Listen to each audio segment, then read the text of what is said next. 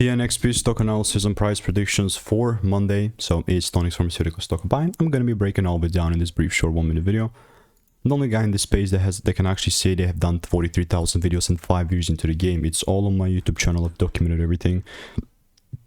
And regarding TNXP's performance and exactly where we're sitting at, honestly, it's such a clean bullish market for me. Like, because it's been pumping for such a long time.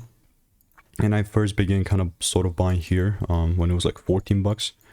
You know, I'm not even exaggerating here. I do have the receipts kind of back up my claim. It was like $17, $18, I believe. So again, yeah, it was 17.10. You can see right here. And then after that, beautiful delivery. We've pumped up almost like 50 bucks, almost triple.